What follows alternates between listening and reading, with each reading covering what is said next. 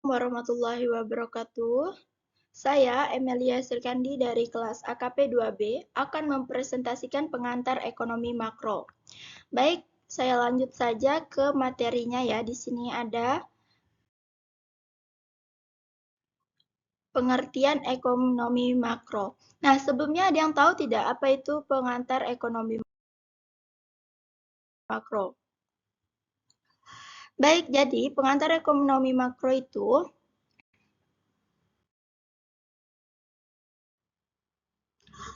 cabang ilmu ekonomi yang mempelajari perekonomian secara keseluruhan, termasuk analisis terhadap fenomena seperti pertumbuhan ekonomi, inflasi, pengangguran, dan neraca pembayaran, untuk memahami interaksi antara berbagai variabel ekonomi agregat dan bagaimana kebijakan pemerintah dapat dipengaruhi kondisi ekonomi secara luas.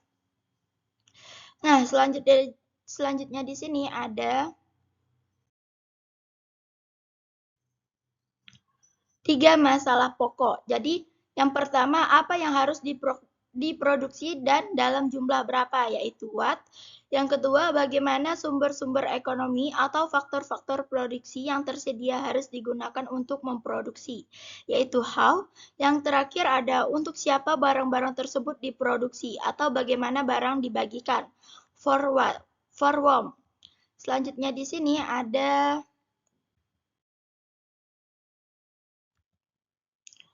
masalahnya. Jadi yang di sini ada 2 masalah. Yang pertama masalah stabilitas, yang kedua masalah pertumbuhan. Jadi, masalah stabilitas adalah masalah-masalah jangka pendek seperti inflasi, pengangguran, dan neraca pembayaran. Yang kedua masalah pertumbuhan, yaitu masalah jangka pendek. Contohnya seperti pertumbuhan penduduk, kapasitas produksi. Nah, di sini selanjutnya ada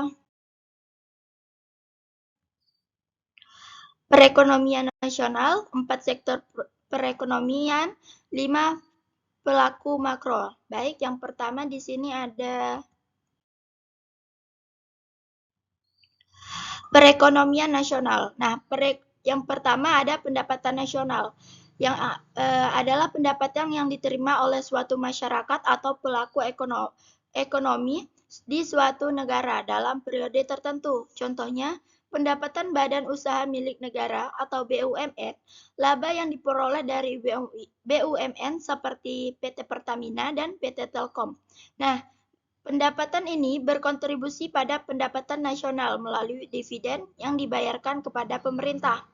Yang kedua, ada produksi nasional, yaitu total nilai barang dan jasa yang dihasilkan oleh suatu negara dalam periode tertentu, biasanya 1 tahun. Contohnya itu, jika Indonesia menghasilkan 10 juta ton beras dalam setahun, nilai total dari beras tersebut akan dimasukkan ke dalam PNB. Yang ketiga, tingkat kesempatan kerja. Tingkat kesempatan kerja merujuk pada jumlah lapangan kerja yang tersedia bagi angkatan kerja yang mencari pekerjaan dalam suatu negara. Baik, selanjutnya di sini ada tingkat harga. Jadi, tingkat harga adalah angka yang menunjukkan nilai atau harga dari barang dan jasa dalam suatu perekonomian pada waktu tertentu. Contohnya di sini harga kenaikan bahan bakar minyak atau biasa yang kita sebut dengan BBM menjadi 15.000 per liter, menunjukkan perubahan tingkat harga yang dapat dipengaruhi biaya transportasi dan barang lainnya. Dan yang terakhir di sini ada neraca pembayaran, yaitu catatan sistematis yang mencangkup seluruh transaksi ekonomi antara penduduk suatu negara dengan penduduk negara lain dalam periode tertentu. Contohnya di sini warga negara A mengekspor kain batik ke negara B senilai 500 juta. Nah, sisanya itu 250 juta dilakukan tunai, sedangkan sisa akan dibayar di kemudian hari.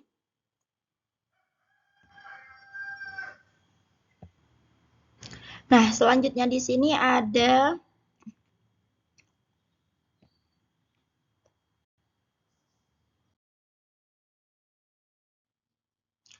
4 sektor. Yang pertama, sektor keluarga. Contohnya itu seperti ibu menabung sebagian pendapatan untuk pendidikan anaknya.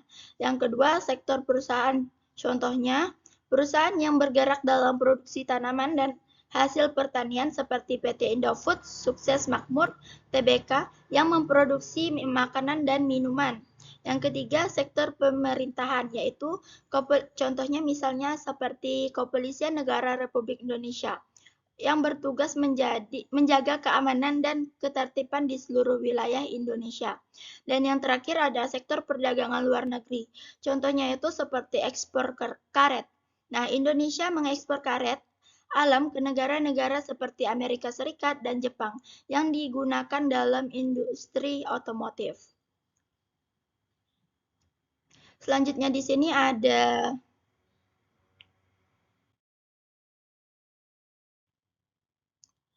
5 pelaku makro. Yang pertama yaitu rumah tangga, yaitu sebagai konsumen rumah tangga mengkonsumsi barang dan jasa untuk memenuhi kebutuhan. Yang kedua ada prosedur, memproduksi barang dan jasa untuk memenuhi kebutuhan konsumen. Yang ketiga, pemerintah sebagai regulator, yaitu pemerintah menetapkan kebijakan ekonomi seperti fiskal dan moneter untuk menjaga stabilitas ekonomi.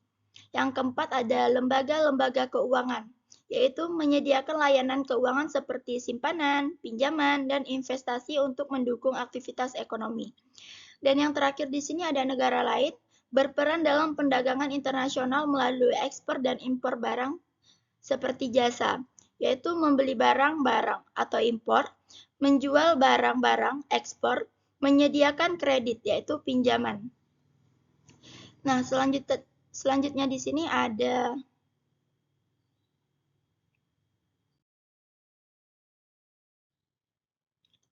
4 jenis pasar pendapatan nasional. Jadi kita masuk saja ke 4 jenis pasar tersebut ya. Nah, di sini ada pasar barang, yaitu tempat di mana terjadi interaksi antara penjual dan pembeli untuk memperjualbelikan barang atau jasa.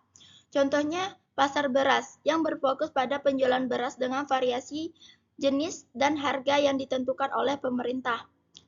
Yang kedua, pasar uang, yaitu bagian dari sistem keuangan yang berfungsi sebagai tempat antara pemilik dana jangka pendek dan peminjaman yang membutuhkan dana tersebut. Contohnya seperti sertifikat deposit, surat berharga yang diterbitkan oleh bank sebagai bukti simpanan dengan bunga tertentu.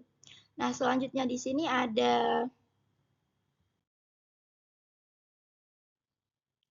pasar tenaga kerja, yang dimana suatu sistem yang mempertemukan penawaran dan pemerintah tenaga kerja di suatu wilayah atau industri, contohnya seperti pasar tenaga kerja utama yang menawarkan posisi yang stabil dan bergaji tinggi seperti dokter, guru, dan akuntan.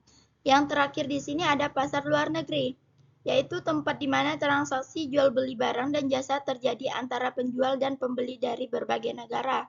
Contohnya pasar ekspor dan impor. Nah, kegiatan perdagangan antara negara yang melibatkan pengiriman barang dari suatu negara ke negara lain, seperti ekspor mobil dari Jepang ke Indonesia. Nah, baik, selanjutnya di sini ada pendapatan nasional. Jadi pendapatan nasional itu adalah total pendapatan yang diterima oleh semua individu atau rumah tangga dalam suatu negara selama periode tertentu. Nah, hal ini dapat dihitung dengan berbagai pendekatan, termasuk pendekatan produksi, pendapatan, dan pengeluaran. Selanjutnya di sini ada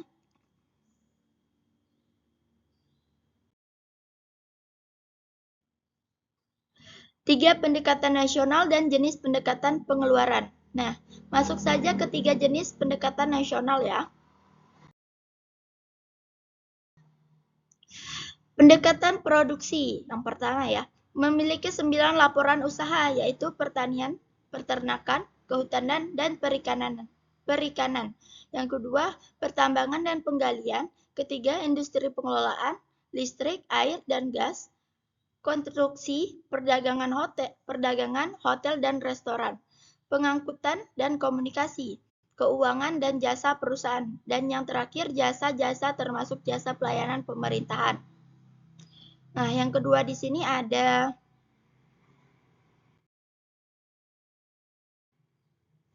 pendekatan pendapatan, yaitu merupakan jumlah belas jasa yang diterima oleh faktor-faktor produksi yang ikut serta dalam proses produksi di suatu negara dalam jangka waktu tertentu. Yang terakhir ada pendekatan pengeluaran, yaitu semua komponen pemerintah akhir yang terdiri dari pengeluaran konsumsi rumah tangga dan lembaga swasta nirlaba, pengeluaran konsumsi pemerintah, pembantu modal tetap domestik bruto, ekspor neto.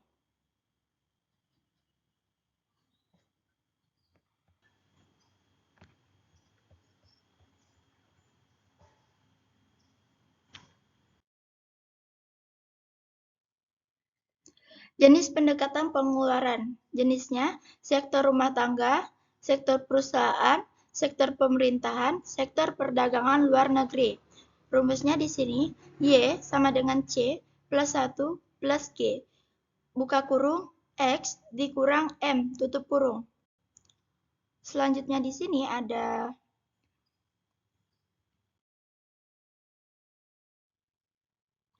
komponen dan indikator. Nah, masuk saja ke komponen ya.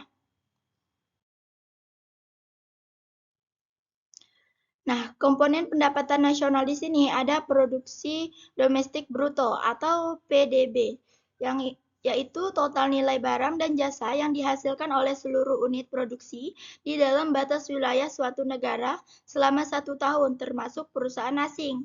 Yang kedua, produk nasional bruto atau PNB. Nilai total barang dan jasa yang dihasilkan oleh warga negara, baik di dalam negeri maupun di luar negeri, dalam periode yang sama. Yang ketiga ada produk nasional neto atau PNN. Setelah dikurangi penyusutan barang modal, penggambaran nilai bersih dari produksi yang dihasilkan. Selanjutnya ada pendapatan nasional neto atau NNI, yaitu setelah dikurangi pajak tidak langsung dan ditambah subsidi, memberikan gambaran lebih akurat tentang pendapatan yang diterima oleh faktor-faktor produksi. Lanjut lagi di sini ada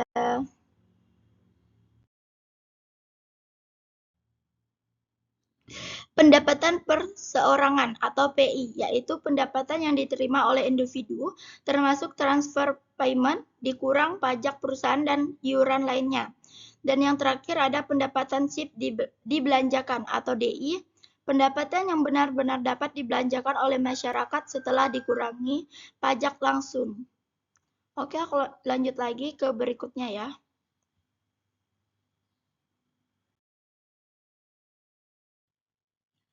Di sini ada indikator ekonomi. Yang pertama ada produksi nasional bruto, yaitu PDB, ditambah dengan pendapatan neto dari luar negeri. Yang kedua, produk nasional neto atas dasar harga pasar, yaitu PDB dikurang dengan seluruh penyusutan atas barang-barang modal tetap yang digunakan dalam proses produksi selama setahun. Yang ketiga ada produksi nasional neto atas dasar biaya produksi, faktor produksi, yaitu produk nasional neto atas darah harga pasar dikurang dengan pajak tidak langsung neto. Yang terakhir angka-angka per kapital, yaitu ukuran-ukuran indikator ekonomi sebagaimana diuraikan di dalam dibagi dengan jumlah penduduk pertengahan tahunan.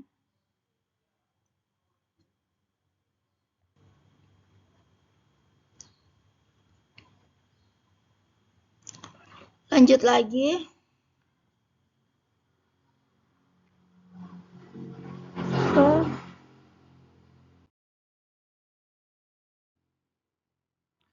Manfaat perhitungan pendapatan nasional. Di sini ada pengukuran kesejahteraan ekonomi, evaluasi kebijakan ekonomi, mengetahui pertumbuhan ekonomi, dan terakhir indikator kualitas hidup.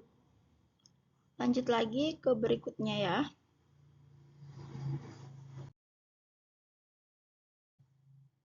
Ada tujuannya. Yang pertama, tingkat pendapatan nasional real yang tinggi terjadi pertambahan barang dan jasa yang dihasilkan oleh suatu perekonomian.